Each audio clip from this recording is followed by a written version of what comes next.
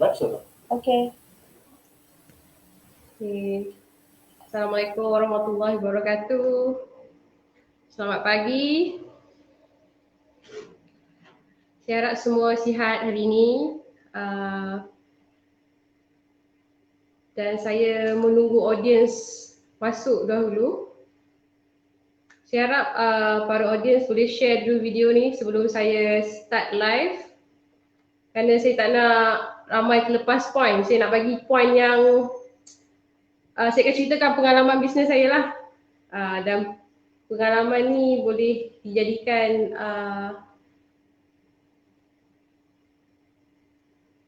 sekejap saya share dulu dekat saya punya wall.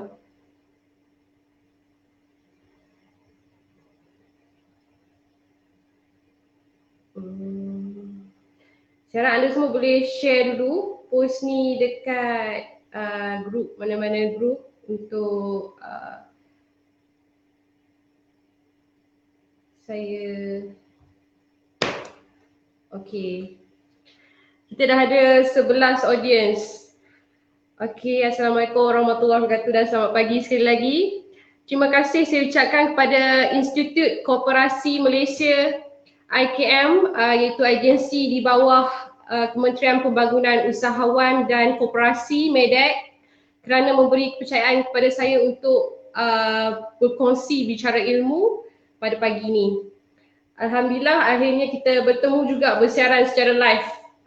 Okay, kita test dulu sound okay ke tak? Boleh komen sikit sound okay ke tak dan boleh dengar dengan jelas tak?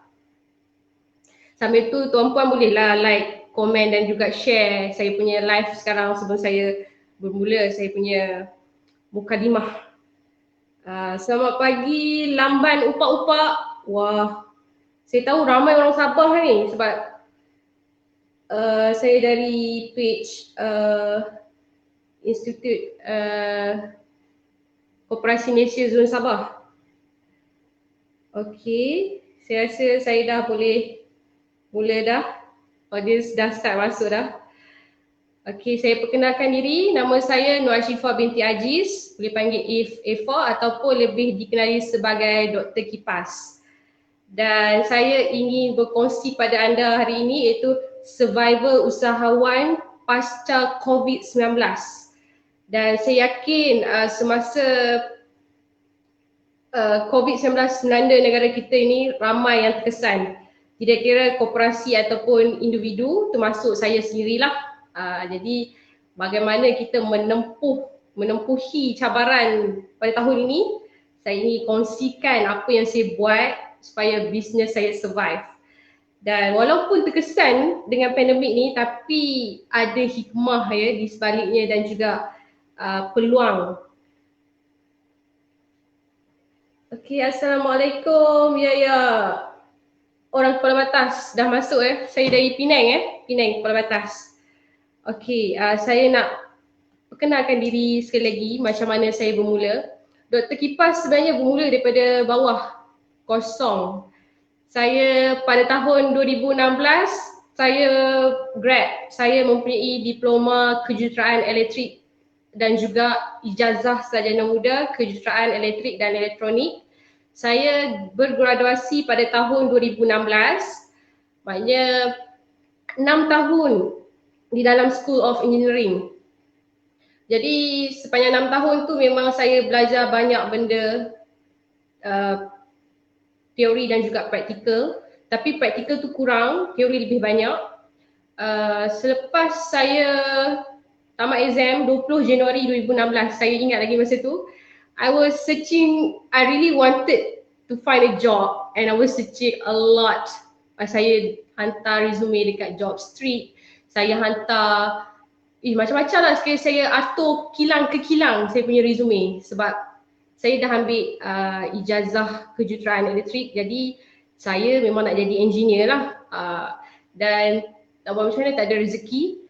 Dan dalam masa yang sama, saya tak nak saya mengganggu terlalu lama. Jadi saya fikir saya nak buat sesuatu. Dan saya lihat bapa saya seorang competent person, electrical person juga. Jadi saya tengok hobi dia suka repair kipas. Saya tengok dia juga dia suka repair barang elektrik yang lain. Tapi kipas ni dia lebih mudah untuk bagi saya seorang perempuan kan, untuk bawa, untuk buka. Dan saya juga ada pengalaman juga theoretically dalam elektrik. Jadi saya apply lah untuk saya hands on repair kipas tu. Jadi saya tak pernah pun terfikir nak repair kipas ni. Seriously saya tak pernah pun. Tapi disebabkan 2016 tu saya tak dapat juga kerja. Jadi saya start dan alhamdulillah dia mendapat sokongan lah. Dia Mula suka-suka je. Bila saya start, first saya dah berjaya repair kipas, saya nak repair lagi. Jadi macam ketagih pula. Lepas tu, saya pun start lah menjual kipas terpakai di pasar malam. Kipas second hand, kalau boleh lihat kiri dan kanan saya ada kipas. Kipas second hand saya jual dekat pasar malam. Waktu tu, tak tahulah, saya tak fikir pun malu ke apa. Saya macam, saya enjoy sebab saya memang suka menjual. Dan juga lepas sebelum saya repair, saya jual kipas second hand tu, saya dapat sambutan dan juga orang awam hantar pula tanya saya, ada buat repair tak? Saya cakap, ya saya buat. Dan dalam masa yang sama saya jual dan juga saya repair. So minggu ni kita jual kipas, customer hantar minggu ni dekat pasar malam, repair, minggu depan next week kita hantar balik. Macam itulah rutin saya sepanjang tahun 2016 tu. Saya memang start dengan pasar malam. Basically memang tough lah. Dan juga pada tahun 2017 alhamdulillah saya berjaya membuka premise, iaitu company saya sendiri, Eva Electrical dan Electronic Engineering ataupun lebih dikenali sebagai Dr. Kipas. Apa yang saya tawarkan adalah sell, buy, repair, all type of fan. Oh ni banner dia. All type of fan. Dan juga kita bukan saja jual kipas second hand tapi juga jual kipas baru, barang elektronik, I'm upgrading all the items. Dan juga pada tahun 2018 saya dah start untuk penyelenggaraan ataupun maintenance di bangunan swasta. Saya start dengan tahfiz. Tahfiz berdekatan dengan kedai saya juga. Saya dapat offer untuk fix all the fans and also lampu yang malap semua tu kita tukar. So itu memang orang panggil apa? Projek ikan bilis lah saya bermula. Tapi alhamdulillah saya terus lakukan sehingga tahun 2019 kita dah start kepada giant fan, iaitu kalau you all tengok dekat masjid tu ataupun dekat dewan, kipas yang besar tu yang 20 kaki, 18 kaki, okey. Saya dah start buat, alhamdulillah dapat sambutan. Dan juga tahun 2020, ni memang mencabar sebab COVID datang kan. Jadi kita kena fikir apa strategi untuk survive dalam dunia bisnes ni. Sambil-sambil tu boleh share ya, sebab saya tak bagi lagi tips survival. Saya baru intro mukadimah, sesi perkenalan. Sambil saya tengok, ya selamat datang Nur Hafizah, Azlan Shah, mantul tu apa Saya akan berkongsi bagaimana survival pasca COVID-19 untuk bisnes. Dan dalam masa yang sama saya akan berkongsi pengalaman saya lah, apa yang saya buat sepanjang bisnes saya. Memang pada permulaannya orang tertanya-tanya sebab saya perempuan kan, saya ada degree, jadi saya jual dekat pasar malam. Memang kata-kata, bisikan-bisikan yang kita tak nak dengar tu akan dengar. Tapi saya masuk telinga kiri, keluar telinga kanan lah. Saya tak peduli lah kata-kata tu sebab saya seronok apa yang saya buat. Jadi saya tak peduli lah orang kata, walaupun time-time tu kawan-kawan saya dah pakai kereta hebat, dah kasut-kasut tinggi, pakai cantik, kita jual kat pasar malam ni kita sempoi-sempoi je. Tak adalah nak cantik sangat kan.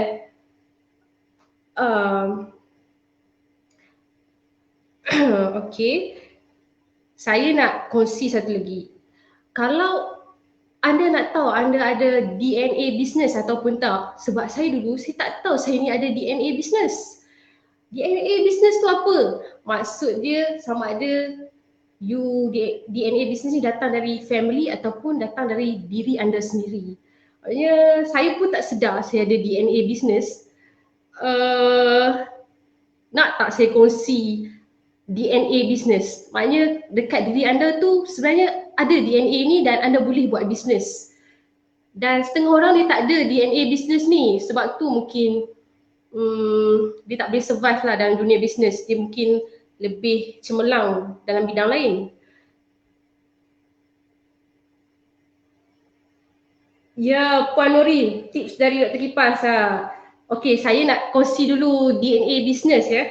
DNA pertama yang saya dapat tahu saya ada DNA business, first, you tak tahu malu.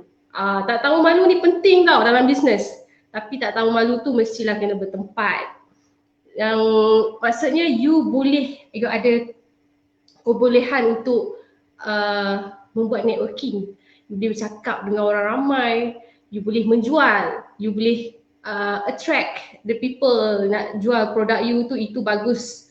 Itu walaupun you tak tahu malu, tapi tak tahu malu tu bertempat ya. Dan saya rasa DNA business itu ada mengalir dalam diri saya, tak tahu malu tu.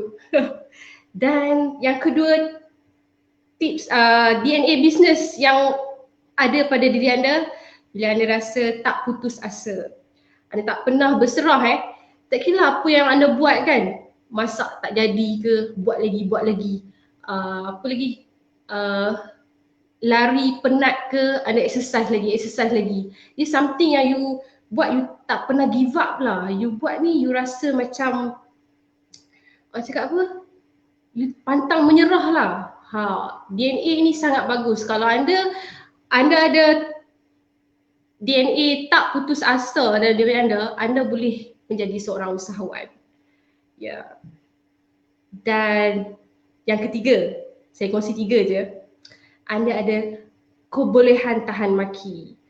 Kalau anda tengok cerita Piramli tu, cerita tu tajuk apa saya tak ingat. Tapi kalau anda ada kebolehan tahan maki, insya-Allah anda boleh survive dalam dunia bisnes.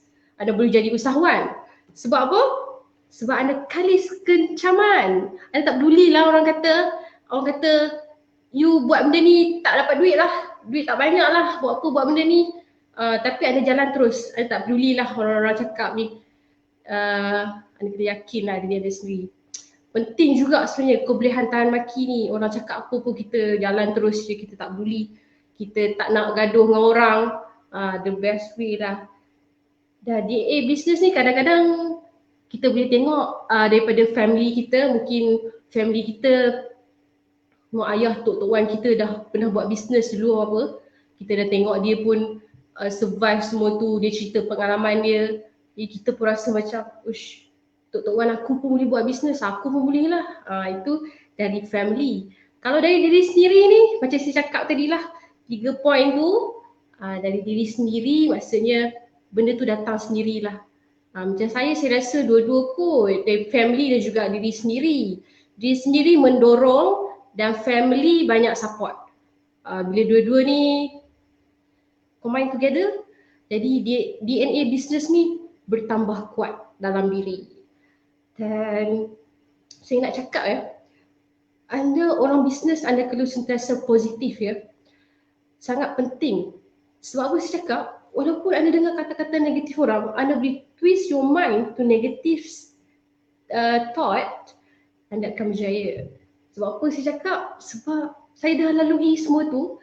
Macam tahun 2016 tu memang semua orang bukan provoke lah, macam cakap, you ada degree ni, baik you apply jadi engineer lah, buat apa you niaga tepi jalan ni, tak payah buat lah, mereka penat lah semua apa kan. Tapi dia orang tak tahu saya happy saya buat benda tu. Tapi saya memanglah dalam masa yang sama saya tak ada rezeki jadi engineer kan, tapi benda tu aturan Allah kan. Dan juga apa lagi, saya ada lagi 6 minit untuk saya teruskan ke tips survival. Sekarang ni sesi mukadimah dahulu. Sesi mukadimah. Ya, Muhammad Syarul Mizwan, DNA dalam bisnes. Oh, terima kasih sebab bagi tulis point Muhammad Syarul. Thank you so much. Untuk yang terlepas pandang mungkin boleh baca komen Muhammad Syarul Mizwan sebab dia ada tulis balik apa yang saya kongsi, iaitu DNA business dalam diri sendiri, tak tahu malu, kena bertempat, tak putus asa, pantang menyerah dan juga kebolehan tahan maki kali sekejaman. Jadi menjadikan hati anda, jiwa anda bertambah kental. Kalau anda tak tempuh benda ni, anda tak tahu, anda akan asyik nangis je macam saya dulu. Nangis. Kenapalah aku pilih jalan buat bisnes ni? Kenapalah, ya Allah. Kalau tahu, biar aku kerja dengan orang je. Tiap-tiap bulan aku dapat gaji. Bisnes ni masa mula-mula buat, kalau hang tak buat kerja, hang tak ada duit weh. Macam tu lah lebih kurang. Pasal saya pun nangis sebelum tidur, nangis. Walaupun at the same time, bukan saya cakap saya tak ada sale, tapi saya rasa saya penat. Saya untuk setahun pertama 2016 tu, saya memanglah seronok dapat duit, siapa tak seronok. Tapi kalau dah penat physically dan juga mentally, memang susah lah kan. Jadi saya sentiasa positifkan diri.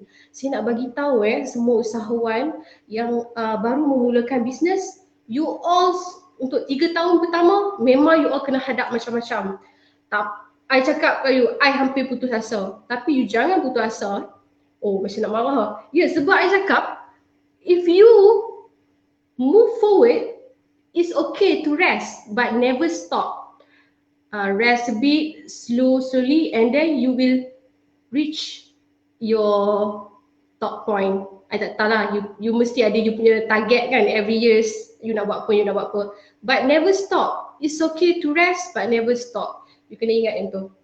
Untuk 3 tahun pertama. Tahun pertama tu memang saya macam, sebab saya niaga pasar malam, kita repair kipas, lepas tu kita jual kipas second hand dekat pasar malam. Malam kan, siang kita buat ni, malam kita pergi jual pula. Kadang balik 10-11, nak makan lagi. Memang you kerja untuk tahun pertama, saya nak cakap kalau you rasa you kerja macam kerbau, anda di jalan yang benar. Memang macam tu, memang tough. Memang orang lain mungkin akan kerja 8 jam standard hours. Tapi kalau you kerja 16 jam is normal sebagai usahawan. Itu untuk tahun pertama sebab anda nak membina empayar. Jadinya anda perlu tempuh benda ni. Memang penat. Memang duit masuk. Memang kita seronok duit masuk. Tapi penat tu bila you positifkan diri you, dapat pula sokongan daripada keluarga, orang tersayang, you jadi bertambah kuat. I told you, never stop, but it's okay to rest. Okay, kita tengok apa yang Cik Zulkarnain Aziz, it's okay to rest but never stop.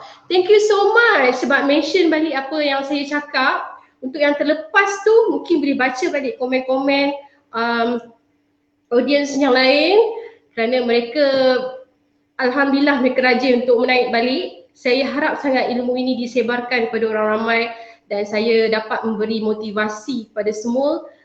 Memang saya kalau saya jumpa usahawan yang tengah give up ni, kalau boleh saya nak peluk perempuan lah. Jangan give up weh. Hang terus je kan. Even tak ada orang buat macam tu kat saya. Tapi yang banyak bagi support kepada saya adalah mak ayah saya. Mak ayah saya, kalau orang lain bagi 100%, dia orang bagi 200%. I tak tahulah, memang fully support lah apa yang I buat daripada kecil sampai sekarang. Alhamdulillah, it was such a blessing to have a supportive parents. Dan juga apa lagi? Saya dah cakap pasal DNA business tadi. Saya nak promote sikit pasal Institut Koperasi Malaysia ni. Institut Koperasi Malaysia ni dia sangat menyokong usahawan. Dia IKM, Institut Koperasi Malaysia ni adalah agensi di bawah Kementerian Pembangunan Usahawan, MEDEC. Dan juga kalau anda pergi ke portal IKM, anda boleh tengok di bahagian dia ada macam-macam.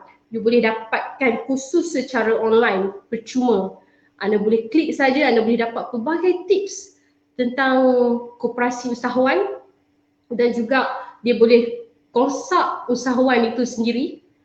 memang supportive. IKM very supportive, agensi di bawah Kementerian Usahawan. Dan juga dia ada e-perpustakaan. Di laman website IKM ada e-perpustakaan.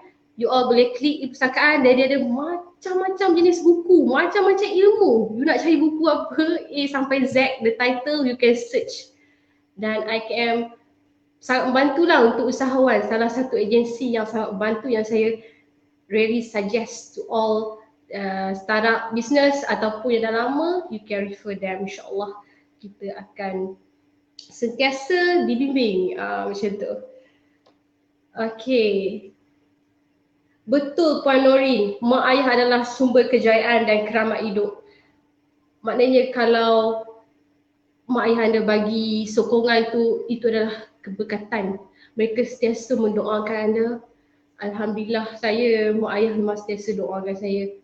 Dan saya rasa tanpa mereka juga saya tak jadi apa yang saya jadi sekarang lah. Ya, betul tu. Saya harap anda semua kongsi sebab saya bakal berkongsi anda survival pasca COVID-19 dalam masa terdekat ni. Sebelum ni saya dah berkongsi DNA business. Saya harap anda semua mendapat manfaat pada perkongsian awal tadi, 20 minit pertama tu. Dan saya akan berkongsi juga apa saya akan sum up saya punya bicara ilmu ni di page personal saya, Eva Ashifa ataupun Dr. Kipas. You boleh like page Eva Ashifa ataupun Dr. Kipas, you boleh follow. Saya sentiasa memberi motivasi lah kepada setiap orang dan kadang-kadang saya ada motong iPad sikit tapi at least saya tak dah tegang sangat dalam Facebook ni. Okay. Saya akan teruskan ke survival pasca COVID-19, the main topic. Macam mana saya survive, bisa saya survive di masa COVID melanda, masa PKP fasa pertama bulan Mac. Saya sangat terkejut bila Perdana Menteri kita mengumumkan penutupan semua premis serentak selama 2 minggu tu. Memang saya totally blank. Saya makan tidur. Kita kuarantin kat rumah lah masa PKP fasa pertama tu. But at the same time saya tak boleh tidur sangat pun. Saya fikir Allah macam mana ni, overhead business, overhead company setiap bulan still kena jalan macam biasa tapi still tak masuk. Alamak macam mana pula ni kan. Macam sewa kedai kena masuk, kena bayar. Tapi at least saya dapat promosi lah, sewa kedai still owner bagi diskaun. Alhamdulillah. Dan juga masa tutup kedai 1 minggu tu memang saya bagi staff saya cuti lah. So tak boleh work from home. Technically nak repair kipas work from home memang tak boleh. Dan dia orang memang rehat lah, memang rehat sepenuhnya. Dan saya rehat juga tapi dalam masa yang sama tak adalah rehat sangat. Kita kena fikir strategi macam mana nak survive dengan COVID ni. Actually COVID ni dia jadi macam titik point to stop kepada semua manusia. You busy sangat kejar dunia, kejar sale apa, Allah bagi stop jap. Semua orang macam blur jap. Dan it's good, you know. Anda dapat mendekatkan diri pada Tuhan bila ingat balik Allah. Doa, ya Allah macam manalah aku nak survive dengan bisnes aku, ya Allah. Bagilah pertolongan kepadaku, ya Allah. Bagilah jalan kepadaku, ya Allah. Aku kena bayar gaji staff, aku kena bayar overhead, macam-macam lagi, ya Allah. Macam mana ni, ya Allah. Aku bisnes ni hanya untuk kejalanmu, ya Allah. Kau tolonglah aku. Lebih kurang macam itulah kita berdoa kan. Kita berdoa pada Tuhan. Dan apa strategi yang saya gunakan selepas 2 minggu saya macam duduk dalam gua. So saya rise up. Saya rasa, saya kata saya tak boleh down lama-lama ni. Saya kena fikir jalan keluar. Apa solusi saya kena buat. Kalau saya macam ni, habis staff saya tak makan. Kita tak fikir diri sangat. Kita banyak fikir kepada staff, bajikan staff, business. Itu memang usahawan semua kena korban. Saya tahu bukan, walaupun saya bisnes kecil je, tapi ia memberi kesan kepada semua bisnes besar ke bisnes peniaga pasar malam tepi jalan, memang memberi kesan yang sangat dahsyat. Tapi kalau anda tahu atur balik strategi dan cari jalan keluar, insya-Allah memang ada penyelesaian. Setiap masalah memang ada penyelesaian. Allah akan tolong bagi jalan keluar. Dan saya start 2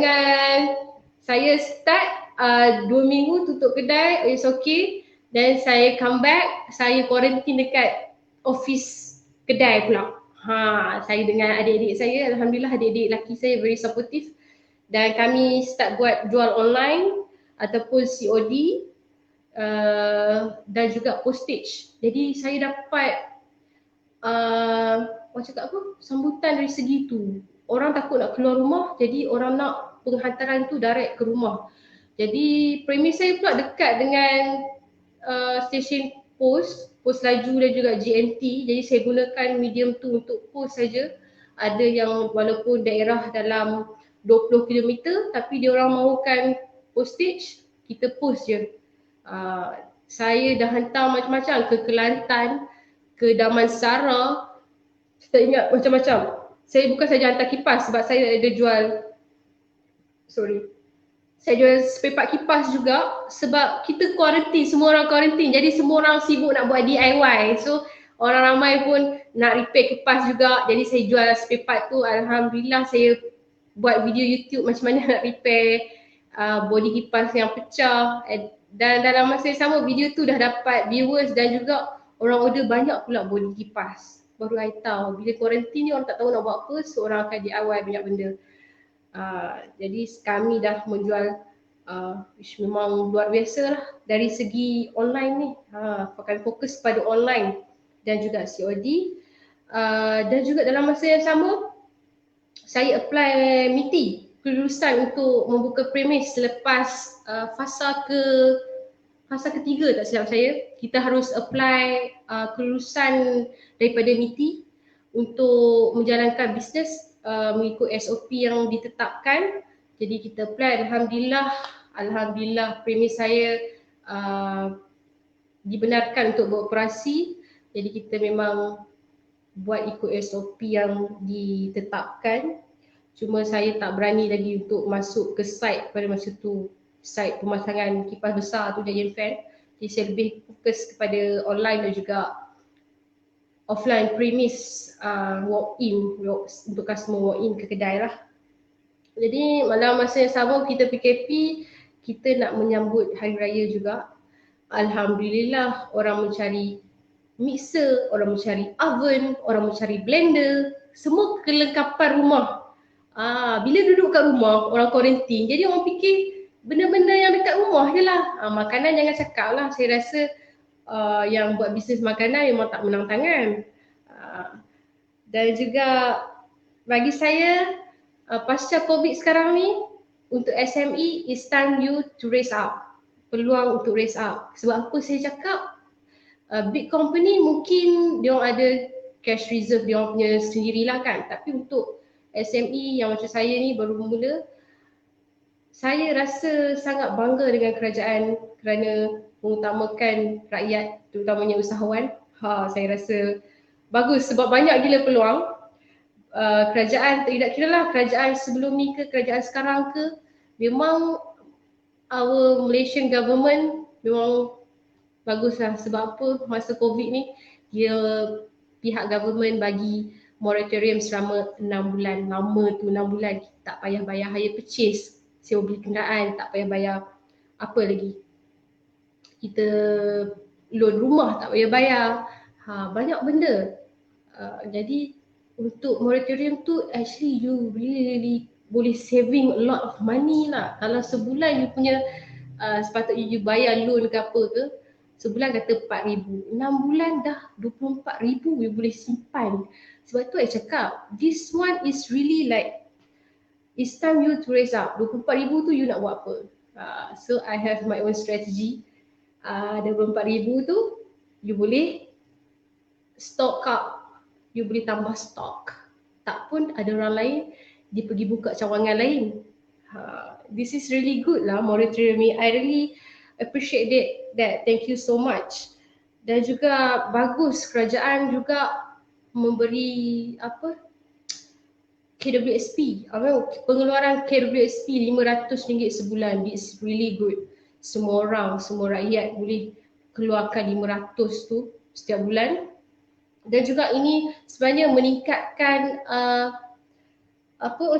kuasa pembelian. Maknanya rakyat dah berani untuk membeli, untuk mengeluarkan duit sebab moratorium dan juga KWSP ni memang bagus merancangkan balik ekonomi.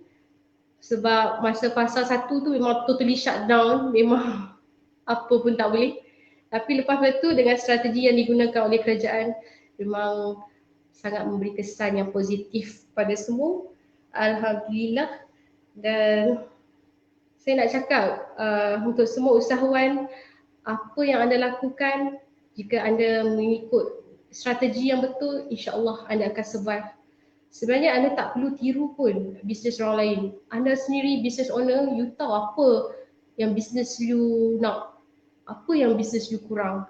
You tak payah sibuk-sibuk nak tiru orang lah. Orang lain tambah stok juta-juta, you pun sibuk nak tambah stok juta-juta. Tapi padahal you punya modal pusingan tak cukup pun. Jadi tak, but you know your own business.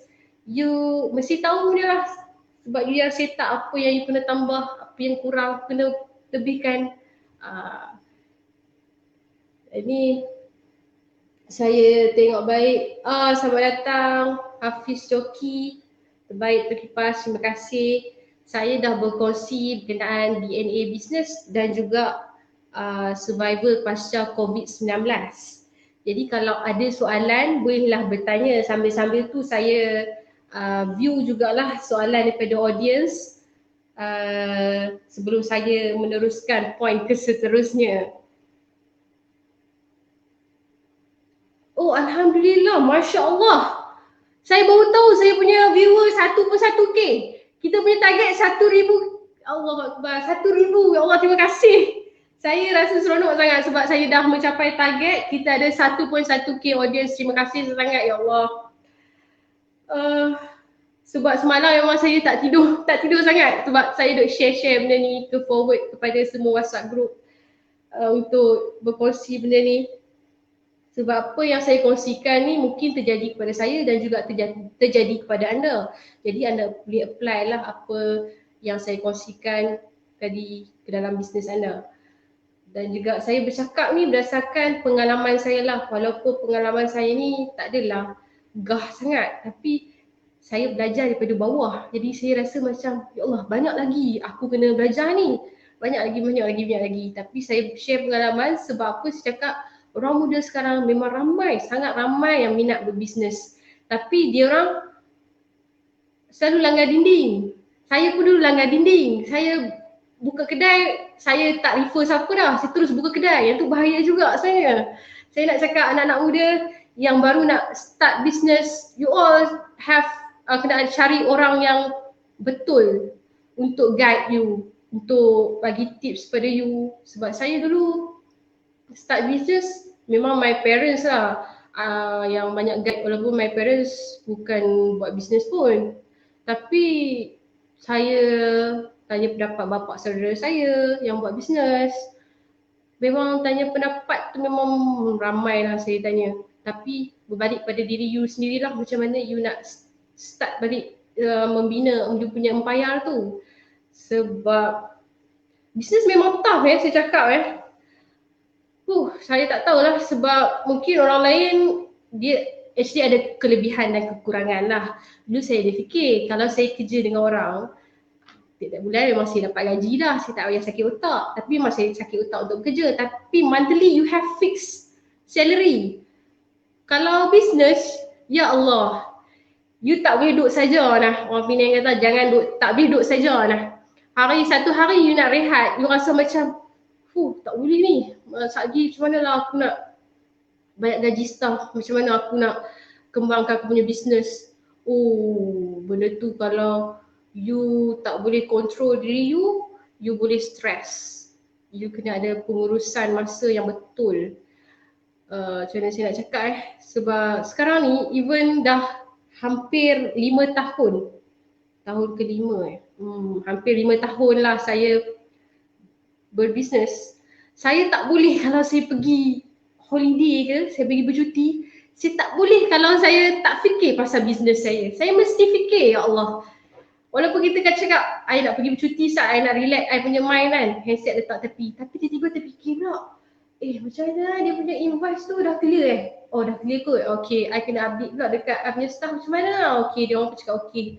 Okay, lepas tu memang you tak boleh tidur lena lah. I dulu bercakap, kenapalah I pilih jalan bisnes ni. Dia sentiasa melekat dekat otak I tak boleh buang langsung. Very, very tough. But actually bila you dah adapt dengan benda tu, you rasa biasa je. Biasa je. Orang kutuk pun, tak apalah, orang kutuk kita tak apalah, diam je lah. You jangan menjawab I rasa orang muda sekarang, dia telinga cepat panas. Saya rasa saya muda lagi lah, saya umur 29 tahun. Lupa pula nak cakap, saya umur 29 tahun. Kira darah muda ni rasa macam tak boleh orang tegur sikit, tak boleh orang condemn sikit. Benda-benda negatif memang nak panas je telinga. Tapi benda tu saya control lah, saya belajar control. Yang benda yang saya tak nak dengar, memang saya buang. Saya tak nak dengar, saya jalan terus. Benda ni saya dapat detect, saya boleh melenyapkan diri saya daripada kata-kata negatif tu start daripada saya sekolah menengah.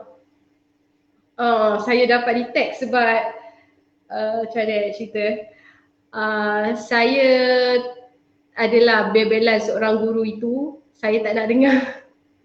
Dan juga saya berjaya melenyapkan kata-kata beliau masa dia duk cakap tu. Sampai dia cakap, Eva, are you still alive? Are you still alive? I cakap, yes. Tapi I memang sebab I jenis, kalau I tak nak dengar orang cakap, I memang boleh pekakkan telinga. I boleh lenyapkan diri I at the moment. Ataupun I sebagai usahawan, I rasa memang patut you ada benda tu. You jangan dengar cakap negatif-negatif ni. You cakap yang positif je datang kat you. Bila banyak benda positif datang kat you, you boleh sentiasa ke depan. You jalan. Kalau orang ni kecam, cakap businessman ni macam ni, you tak payah dengar lah. You buat bisnes ni, you tak perlu ambil tahu hai orang sangat lah. You bukan nak cakap you selfish. Benda-benda yang macam tak penting ni, you tak payah ambil tahu lah. Dia ni kahwin dengan orang lain ke, dia cerai ke apa, tak payah ambil tahu. You buat bisnes you jalan terus. Sebab tu I cakap pentingnya DNA bisnes ni.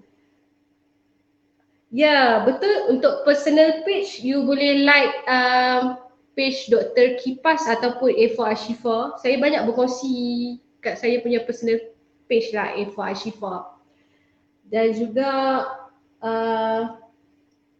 terima kasih, selamat datang Encik Mustafa Ahmad. Terima kasih kerana sudi join live ni. Wah, masih static your audience, 1.1k. Bagus, alhamdulillah. Dan hari ni saya tengah berkongsi survival pasca COVID-19.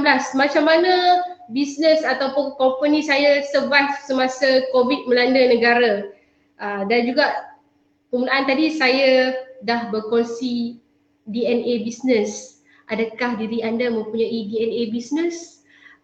Kalau tak ada, DNA itu boleh diwujudkan. DNA itu boleh diwujudkan. Tapi tak semua orang lah ada DNA business ni. Cuma kalau you ada keinginan yang tinggi, you boleh. Okay. Saya tengok balik komen, saya cakap ini saya tak tengok pun komen anda. Terima kasih lah, ya Allah. Selamat datang lah Nur Atikah. Lepas tu ramai betul Puan Norin, cari mentor sebelum buat bisnes. Lepas tu avoid negative environment. Betul. Terima kasih kerana berkongsi point saya tadi. Untuk yang terlepas live ni, sebab kita dah 40 minit live, untuk yang terlepas tadi boleh scroll balik komen. Dia orang ada tulis balik apa yang saya kongsikan. Dan saya juga akan kongsikan kepada anda tips yang saya bagi ni, sum up lepas saya habis live ni nanti. Saya akan berkongsi di page personal saya, Eva Ashifa. anda boleh follow. Dan juga kalau ada soalan, anda boleh kemukakan soalan. Saya akan cuba jawab soalan anda. Wow, terima kasih. Banyaknya love. Wow, terima kasih. Dan sekarang ini saya nak cakap kepada usahawan maupun usahawan SME ataupun corporate. Dia memang semua orang terkesan dengan COVID ni. Tapi jika anda pandai mencari strategi dan juga jalan keluar, jalan penyelesaian kepada masalah ini, insyaAllah anda akan survive semasa COVID ini. Ataupun ada orang, dia sebelum COVID, bisnes dia biasa. Tapi lepas COVID, bisnes dia gempak pula. Sebab tu adalah cakap, tak kisah macam mana pun you punya bisnes, tapi kalau you pandai cari strategi, insyaAllah you memang boleh sustain. Macam saya berkongsi tadi, saya apa yang saya buat memang saya fokus online. Saya fokus online, saya pergi COD, saya guna postage, lepas tu saya apply MITI untuk kelulusan membuka premis, mengikut SOP yang ditetapkan. Sekarang pun kita harus mengikut SOP yang ditetapkan. Apa SOP yang ditetapkan oleh kerajaan untuk kita berbisnes sekarang? Apa? Saya pula tanya soalan Okey, pertama, you kena pastikan you punya customer pakai mask. Yang tu memang you kena jadi, tiba-tiba you jadi macam polis pula kan. Dia cakap, pakai mask cik, pakai mask. Kalau tidak cik kena denda 1,000 ni. Saya pun takut juga kedai saya kena tutup kan, saya tak follow SOP ni. So customer pakai mask. Tapi kalau customer lupa bawa mask, I nak cakap, semua business owner, okay, you jual mask dekat you punya premis, sekeping RM1 pun tak apa. Sebab customer kadang-kadang ada yang lupa bawa mask, ada yang cakap mask dah habis baru nak cari. So, I nak cakap, you jual mask lah. I tak cakap lah you jual benda-benda kotak, tapi at least for your customer nak walk in ke apa, at least you dapat lah juga generate income walaupun sikit kan, generate sale. You jual mask. Okay, apa lagi? You bekalkan hand sanitizer, is very important. Lepas dia tulis ataupun dia scan QR code, you kena memang suruh dia sanitize dia punya tangan. QR code tu you boleh suruhlah customer you download MySejahtera. MySejahtera dapat RM50 lagi daripada government. I pula duk promote benda tu. Tapi memang sungguh kalau you nak buat bisnes sekarang, you kena ikut SOP yang ditetapkan kerajaan lah. Kalau tidak habis lah, you punya bisnes pun kena tutup. Semalam saya pergi makan kedai makan. Kedai makan tu tak ikut SOP, tak ada penjarakan sosial. Meja bulat tu boleh duduk sampai 6 orang. Memang dekat, memang kena serbu dan juga kena tutup premis beliau. Jadi untuk kita kekal survive dalam bisnes ni, untuk semua business owner, please make sure your business follow all the SOP that provided from the government. Okay. Selamat datang Tuan Ismail. Saya doakan bisnes Dr. Kipas terus maju. Alhamdulillah, amin, insyaAllah. Ya, jangan lupa SOP yang ditetapkan. Setuju, saya pun jual mask sekeping di premis. Baguslah benda tu. Kadang customer pun, cik jual sekeping-sekeping je ke? Sekotak tak ada. I pun dah start lah jual mask kat kedai. Dapatlah juga duit. Untung. Boleh lah. Support even kedai you. Tak kisahlah kedai you macam kedai elektrik. Tiba-tiba jual mask, tak ada masalah. Kedai makan tiba-tiba jual mask, tak ada masalah. You ambil lah orang cakap inisiatif ni selain pada mengikut SOP. Sebab kita pun takut juga premis kita ditutup. Tiba-tiba kan pihak berwajib datang serbu. Customer dah tak ikut SOP. Kedai kita pula tak ikut SOP. Lepas tu kedai kita pula kena tutup. Jadi kita kena make sure both side. Kita punya business company ikut SOP, customer pun ikut SOP. Walaupun ada customer tak dengar, tak apa, you bagi je kata-kata positif kepada beliau. Pakailah mask cik nak kena bayar denda 1,000 ke? Ataupun 1,000 tu cik boleh buat benda lain. I selalu cakap kat customer I macam tu lah. Jadi bila kena keluar 1,000 ni semua orang takut lah. Baguslah government buat macam ni. I memang setuju lah yang degil-degil tu. Memang semua pakat-pakat nak pakai mask lah. Selamat datang. Ya, Puan Hartini, di mana ada masalah, di situ ada peluang. Betul. Peluang apa? Usahawan harus bijak berfikir. Ada masalah, kita cari solusi. Itu usahawan. Ada masalah, kita cari solusi. Solusi itu boleh generate kita punya business income. Okay.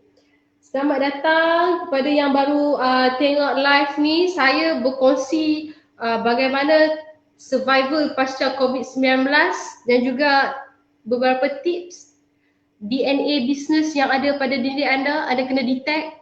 Saya ulang sekali lagi sebab ramai audience masuk sekarang. Saya ulang sekali lagi ya, DNA business. Saya kongsi 3 je lah. Kalau anda nak tahu anda ni ada darah business tak, anda ada DNA business tak dalam diri ni. Pertama, anda tak tahu malu. Tak tahu malu ni kena bertempat ya. Contoh.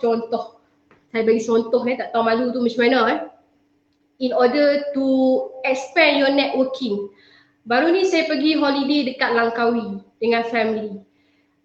Jadi resort 5 star. Sekarang resort semua murah, okay, sebab COVID kan dia bagi promosi. Resort 5 star, very macam kalau hari biasa pun saya rasa saya tak mampu kot. Tapi saya dapat berjumpa dengan owner. Saya memang buat muka tak malu lah. Saya memang pergi sembang je. Bila kita dapat tahu the resort pula orang Melayu Bumiputra, saya sangat-sangat kagum. Saya sangat kagum sebab resort dia sangat besar. Dah tengok Laut Andaman dengan villa, dengan swimming pool. Memang saya terus pergi dekat owner resort tu, saya terus tanya tips dia. Macam mana dia boleh berjaya membina empayar, membuka resort 5 bintang, 2 cawangan. Wah, memang dia jutawan lah, jutawan. Alhamdulillah, jutawan yang hebat. Jadi saya memang tak tahu malu lah. DNA business tak tahu malu ni penting untuk you expand you punya networking. Saya tanya dia tips macam mana dia boleh menjadi seorang jutawan yang hebat ni. Jadi dia berkongsi dan saya juga berkongsi balik apa yang dia ceritakan kepada saya di Facebook personal saya. Saya memang suka berkongsi benda-benda positif di page Facebook saya. Dan juga dalam masa yang sama saya melawak lah dengan dia. Kalau kipas encik dekat resort ni rosak ke apa, do contact me.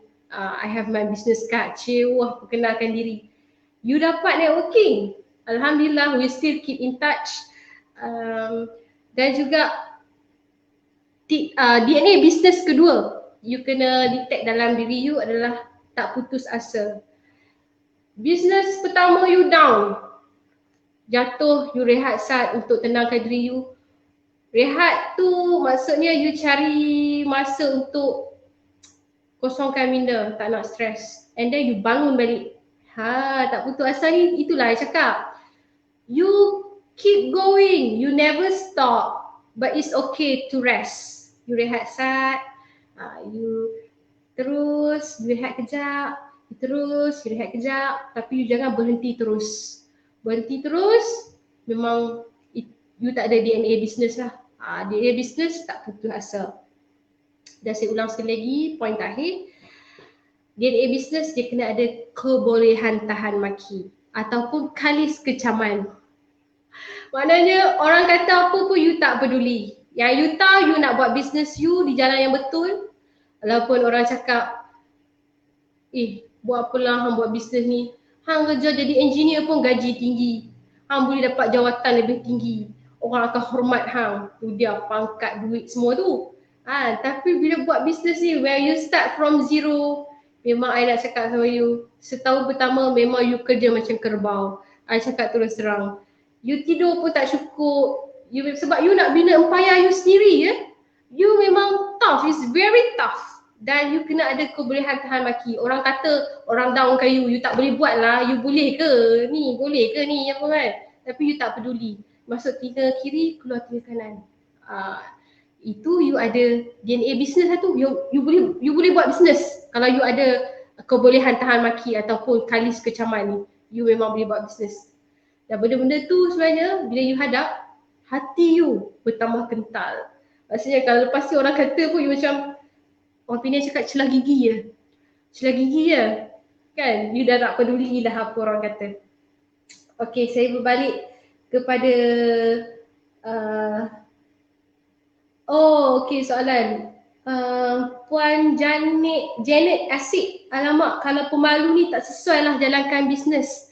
I tak cakap juga. Sebenarnya dia macam ni tau. Sebab macam I start from zero. I memang kena all out. Kalau you start pada business family, itu lain. Itu lain, itu game dia lain. Ni I bercakap pengalaman I yang I start is not from my family business. I start from basically zero. Jadi I nak cakap, yang you cakap tadi apa?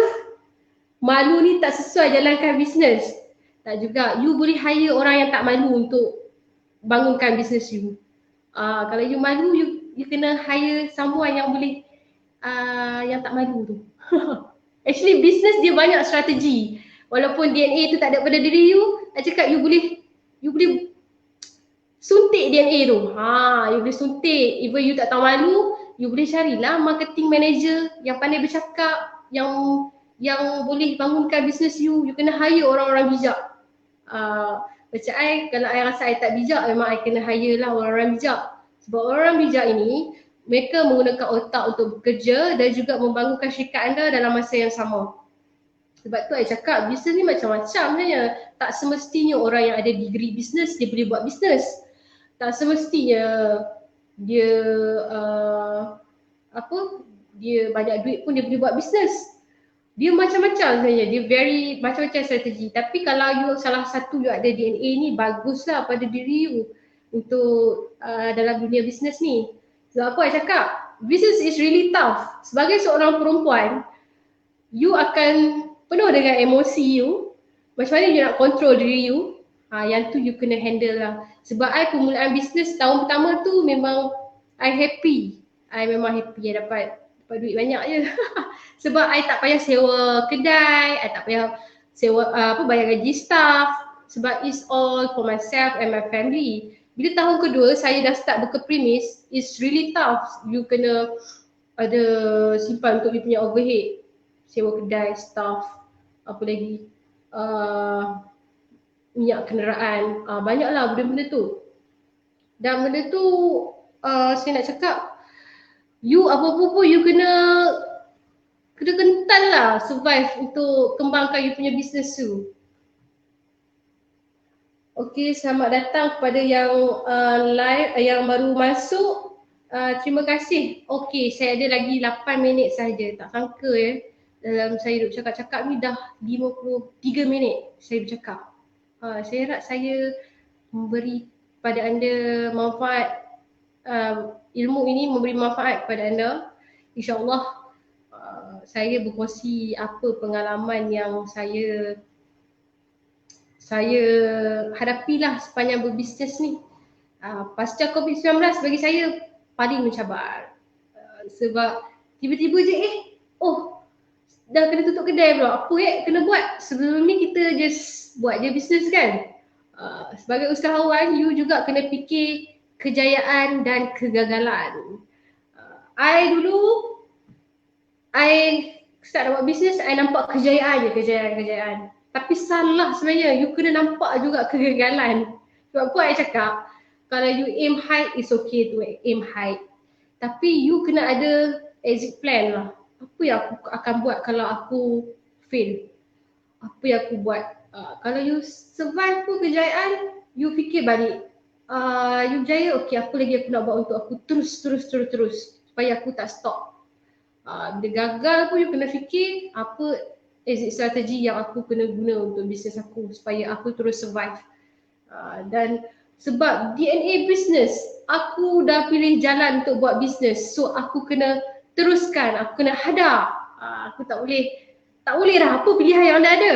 Anda dah buat bisnes kan, umur dah berapa dah? Sebab tu anak-anak muda saya nak cakap, bisnes very tough. I memang menggalakkan anak-anak muda buat bisnes. Ramai je fresh grad yang cari I punya junior UiTM dulu. Akak, saya pun nak buat bisnes lah. Kak bagi tips sikit. I pun sampai tak tahu nak bagi tips apa. Cuma I tanya pada diri you betul-betul nak buat bisnes? You berminat? Saya memang berminat. Saya berminat. Kalau kita boleh nampak lah kesungguhan orang tu macam mana dia betul-betul nak buat bisnes ataupun dia selalu memberi alasan. Orang bisnes dia jarang memberi alasan, yang usahawan jarang memberi alasan. Dia terus dan membuat. Saya cakap orang bisnes yang berjaya lah ni. Okey, kita ada lagi 5 minit. Jadi saya dah share tadi tips. Jadi saya nak menjawab soalan daripada Encik Muslimin Mustari. Assalam Puan, soalan. Banyaknya soalannya. Tapi tak apa, saya jawab soalan pertama dulu. Apakah yang sepatutnya dilakukan pada fasa pertama perniagaan? Startup phase untuk para peniaga. Fasa pertama perniagaan. Okey. Tak kira you bisnes di rumah, tepi jalan atau di mana-mana sahaja anda bisnes, anda perlu daftar SSM. Ini sangat penting. Ini adalah identiti bisnes anda. Macam diri anda ada kad pengenalan kan? Nama anda, siapa diri anda, ada kad pengenalan. So bisnes anda, IC bisnes anda adalah SSM. Jadi daftarkan bisnes anda. Tak kira lah bisnes anda baru nak bermula ke, bisnes anda tepi jalan, dekat rumah, you kena daftar SSM. Dan apa anda perlu buat lepas daftar SSM? Anda straight away pergi buka current account dekat bank. Please do it. I really suggest this. Sebab apa? Sebab I tak nak you rompak duit bisnes. Selalu kelemahan usahawan, dia akan ambil duit bisnes menjadi duit personal. Jadi lepas daftar SSM, please buat current account. Current account you boleh pergi mana-mana bank. Mostly sekarang bank dah tak guna introducer, you boleh daftar online. Dan juga you sebelum you pergi bank, you kena buat CHOP company dulu. Company CHOP, you ambil number sijil pendaftaran SSM tu, lekatkan sekali dekat CHOP tu. Dan keluarkan juga buku cek untuk bisnes anda. Walaupun anda rasa anda jual goreng pisang kat tepi jalan, you kena buat lah. Ini very penting, very important kepada bisnes anda. Okey, saya jawab soalan kedua. Dalam kita mendepani pandemik COVID-19, adakah mengubah suai bisnes konsep, bisnes model Canvas BMC adalah tindakan yang tepat? Ya, bagi saya ia bergantung kepada pendiri bisnes itu sendiri. Sebab pendiri bisnes sahaja yang tahu sama ada bisnes dia boleh survive ke ataupun tidak, apa yang dia harus lakukan untuk bisnes dia survive. Kalau kena tukar bisnes konsep dalam BMC, you kena tukar, you tukar. Tapi saya tak cakap dia tepat. Dia bergantung kepada bisnes apa yang anda buat. Dan saya akan menjawab soalan terakhir sebab kita ada lagi 2 minit. Alah, cepatnya. Apakah langkah pengubahsuaian yang boleh diberikan contoh dari pihak Puan? Langkah pengubahsuaian, anda atur balik strategi BMC anda kurangkan anda punya kos. Apa yang boleh kurangkan, anda kurangkan untuk pasca COVID ni. Anda naikkan sale, anda naikkan profit anda. Itu sebaiknya, kurangkan kos, kurangkan apa yang boleh kurangkan. Okey, dan saya sangat berterima kasih kepada semua sebab saya punya audience 1.1K, Alhamdulillah melepasi target. Dan saya harap perkongsian saya memberi manfaat pada anda semua. Dan jangan lupa like page saya Dr. Kipas ataupun Info Ashifa. InsyaAllah saya akan berkongsi lagi pengalaman saya dan perkara-perkara positif sahaja, insyaAllah. Dan saya ucapkan terima kasih sekali lagi kepada Institut Koperasi Malaysia IKM kerana memberi peluang kepada saya untuk berkongsi bicara ilmu pada pagi ini, iaitu survival pasca COVID-19. Alhamdulillah, yang salah itu khilafnya datang daripada saya, yang baik semuanya datang daripada Allah. Saya minta maaf jika saya ada salah silap ataupun terlanjur kata. Dan kita berjumpa lagi untuk sesi akan datang, insya-Allah, di mana-mana medium. Dan saya harap semua usahawan survive dan terus hasil di dalam dunia yang keras ini. InsyaAllah kejayaan milik anda, kejayaan milik kita bersama. Jangan pernah putus asa. Itu saja. Assalamualaikum warahmatullahi wabarakatuh.